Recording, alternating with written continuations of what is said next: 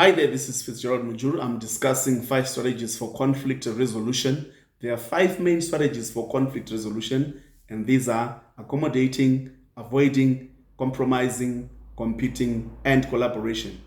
When it comes to conflict, there's not one solution that works in every situation because situations are different, the triggers are different, the parties involved are different. So, a manager that is skilled in conflict resolution should be able to take a bird's eye view of the conflict and apply the conflict management style that is called for in a particular situation. Number one, accommodating. This style is about simply putting the other party's needs before your own. You allow them to win and get their way. It is one of unselfishness and low assertiveness. Accommodation is for situations where you don't care as strongly about the issue as the other person. If prolonging the conflict is not worth your time or if you might be wrong. This option is about keeping the peace, not putting in more effort than the issue is worth, and knowing when to pick battles.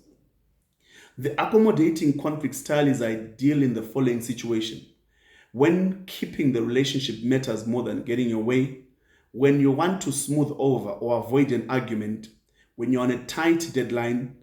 As conflict styles go, the accommodating approach should be used sparingly as it can erode your confidence over time. Having the courage to speak up for yourself and confront conflict head on, even if it means making unpopular decisions, will earn you more respect than taking the easy way out. So, the accommodating style is an easy way out.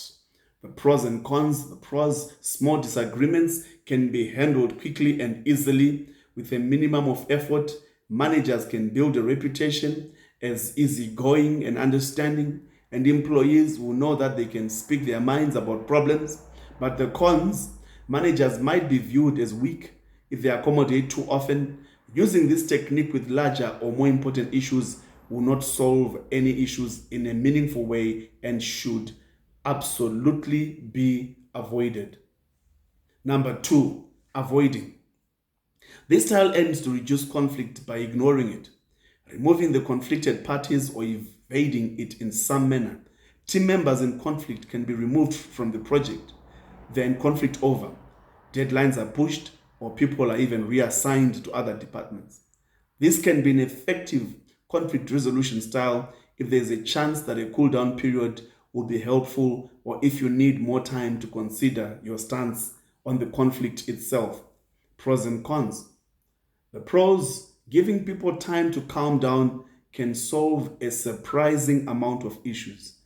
Time and space can be given so that a much needed perspective is gained by those in conflict, and some issues will resolve themselves naturally. Managers show that they trust employees to act like adults and solve issues in this instance. And the cons: if used in the wrong situations, this technique will make conflicts worse. Managers can seem incompetent if they overuse avoidance because employees will think that they're incapable of handling disagreements. Number three, compromising. This style seeks to find middle ground by asking both parties to concede some aspects of their desires so that a solution can be agreed upon. The style is sometimes known as lose-lose, in that both parties will have to give up a few things in order to agree on the larger issue. This is used when there is a time crunch or when a solution simply needs to happen rather than be perfect. Compromise can lead to resentment, especially if overused as a conflict resolution tactic, so use it sparingly. Pros and cons. Issues can be resolved quickly, and the parties in conflict will leave understanding more about the other person's perspective. That is the advantage. Compromise can set the stage for collaboration down the road and allows both parties to feel heard.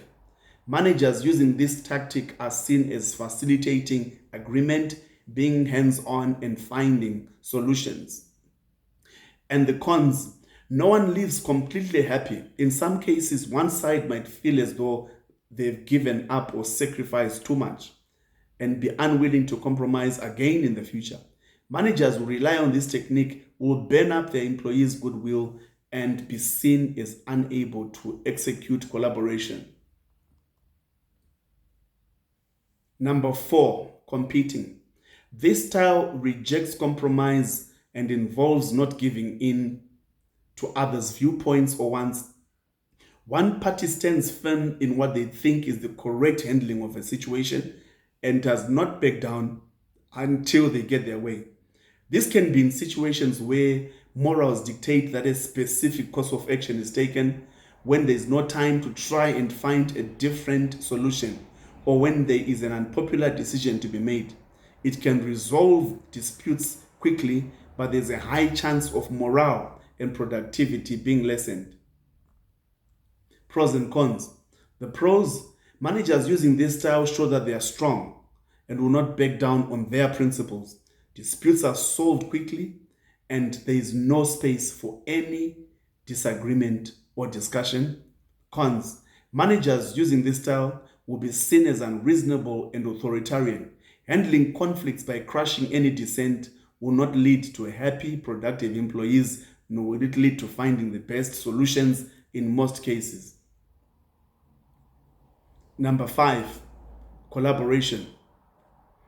This style produces the best long-term results. At the same time, it is often the most difficult and time-consuming to reach. Each party's needs and wants are considered, and a win-win solution is found so that everyone lives satisfied. This involves all parties sitting down together, talking through the matter, and negotiating a solution together. This is used when it is vital to preserve the relationship between all parties, or when the solution itself will have a significant impact. Pros and cons. The pros are that everyone lives happy, a solution that actually solves the problems of the conflict is found, and the manager who implements this tactic will be seen as skilled. And the cons: this style of conflict management is time consuming. Deadlines or production may have to be delayed while solutions are found, which might take a long time depending on the parties involved and can lead to losses. Now, as I said, there is not one strategy that works in every single situation. At times, we've had to use a mix of the different strategies. At times, we've had to compromise whilst we're looking for ways of collaborating. At times, we have had to avoid or accommodate whilst we are assessing the issues on our side to say, am I really correct in the way I'm assessing this conflict? So wisdom dictates that you look at these strategies and you apply the one that is most suitable to your situation. Thank you.